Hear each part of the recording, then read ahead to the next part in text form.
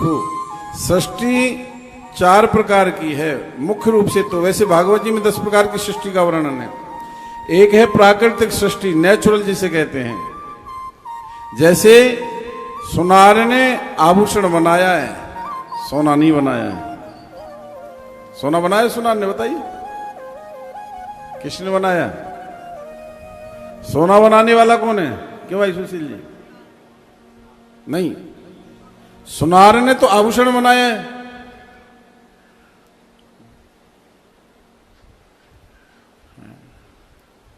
उसको बनाने वाला कोई तत्व है। इसे ही तो कहते हैं प्राकृतिक सृष्टि, नेचुरल।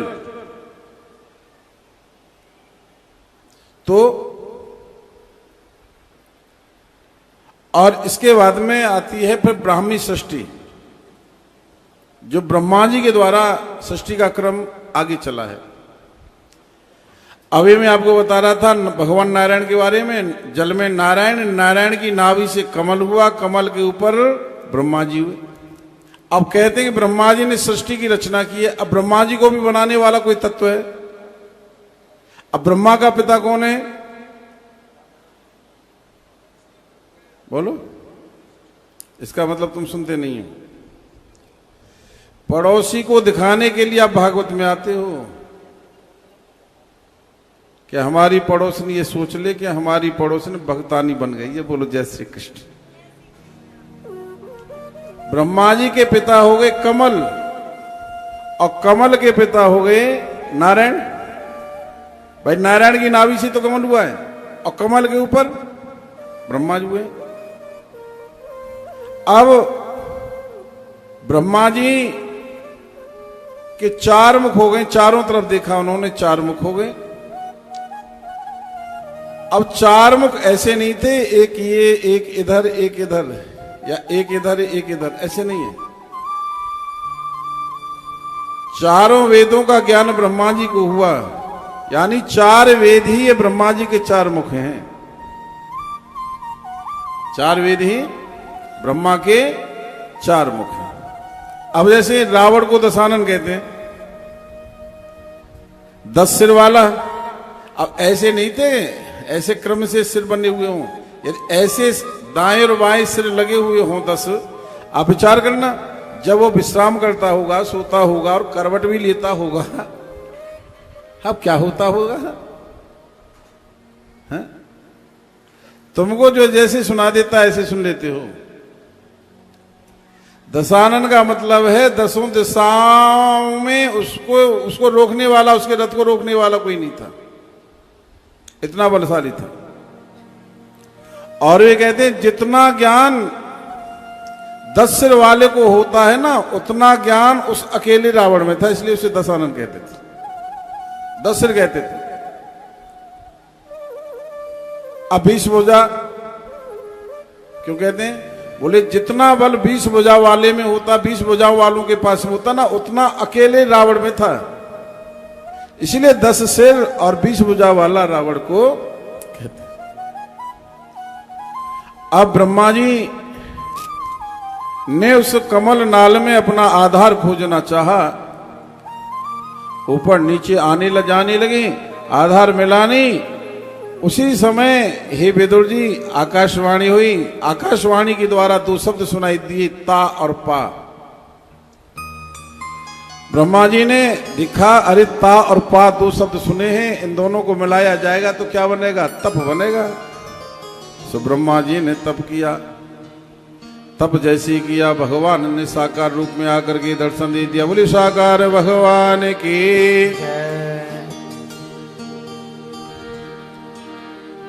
ब्रह्मा जी को आज्ञा दे दी साकार भगवान ने कि जाओ सृष्टि का क्रम आगे बढ़ाओ, सृष्टि की रचना करो। सो भगवान की आज्ञा का पालन करने के लिए ब्रह्मा जी ने सबसे पहले यहां 4 पुत्र पैदा किए। सबसे पहले मन से किए, वो भी किससे? मन से। जो 4 पुत्र पैदा किए उनके नाम हैं सनक, सनंदन, सनातन और सनत कुमार। उनसे कहा सृष्टि की रचना करो, मना कर दिया। ब्रह्मा जी को छींक आ गई। महाराज ब्रह्मा जी को क्रोध आ गया, और जब क्रोध आया तो भौहें फट गई और भगवान का रुद्र रूप में अवतरण हो गया। बोले रुद्र भगवान के। फिर ब्रह्मा जी ने 10 मानस पुत्र पैदा किए। अब 4 थे, अब आगे 10 और किए। चारों ने तो मना कर दिया, सृष्टि रचना के चक्कर में पड़ेंगी नहीं। उन्होंने तो कहा ब्रह्मानंद सदा ले लीना, देखत बालक बहुकालीना। उम्र तो बहुत है उनकी, लेकिन देखने में हमेशा वो बालक जैसे लगते हैं। उम्र बहुत है। इसका तात्पर्य महाराज हम सृष्टि के चक्कर में नहीं पड़ेंगे, माया आक्रमण करेगी, माया में लिप्त हो जाएंगे। इसलिए माया का प्रभाव नहीं है, इसलिए वो बालक जैसे लगते हैं। भगवान का चित्र देखा है आपने राम और कृष्ण का? वृद्धावस्था का चित्र नहीं मिलेगा आपको, देखना कभी।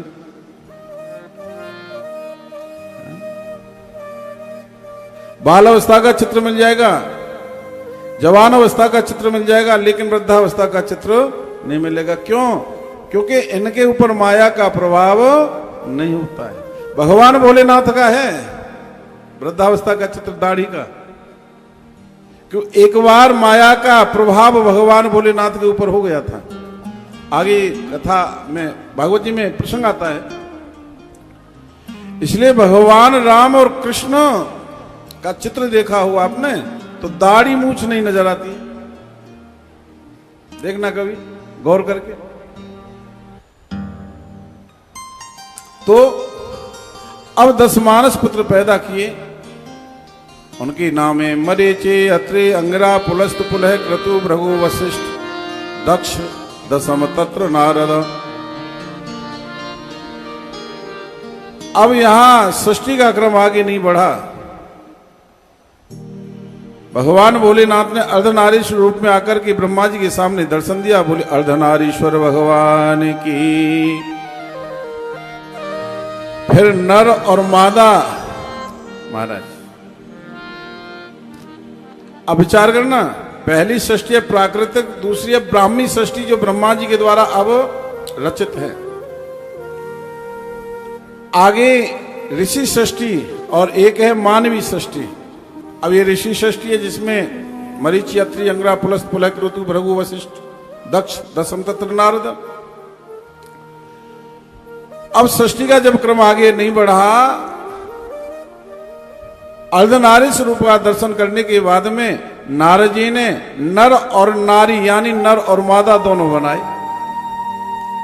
दाएं भाग से एक पुरुष प्रकट किया है, वो भी मन से। मानसिक सृष्टि है, अमैथुनी सृष्टि चल रही है, मैथुनी सृष्टि नहीं है। केवल योग की है, भोग की नहीं है यहां। तो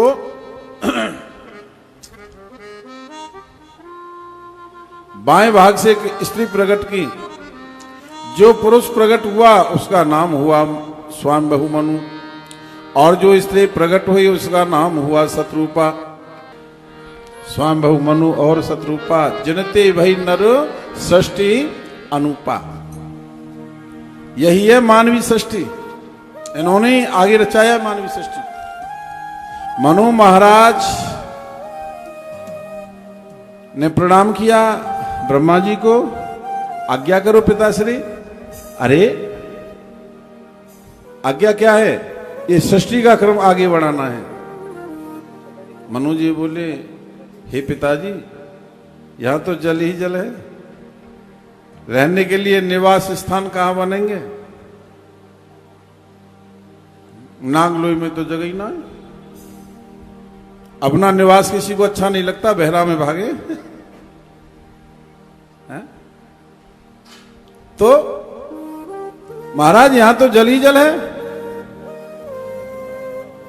निवास स्थान कहां बनेंगे? एक कथा आती है, एक हिरणाक्ष नामक दैत्य पृथ्वी को चुरा करके ले गया था।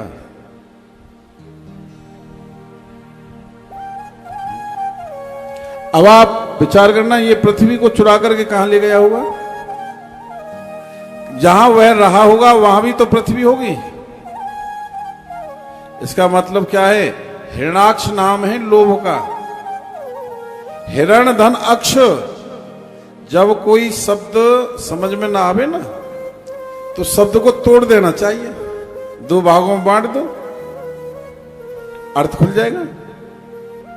हाँ, ग्रामर में आपने पढ़ा होगा कर्ता क्रिया कर्म और ट्रांसलेशन नरम। बोलो जय Shri Krishna. Verb subject object ये थोड़ा समझ में आ जाए, ग्रामर सरल हो जाएगी। तो हिरणाक्ष का मतलब है हिरण माने होता है सोना, हिरण माने सोना। इसलिए वेद का एक मंत्र है, हिरण्य गर्भ संवर्त तथाग्रे भूत से जाता है पत्रिकाशी। हिरण्य माने सोना और अक्ष माने आंख, अक्ष माने नेत्र।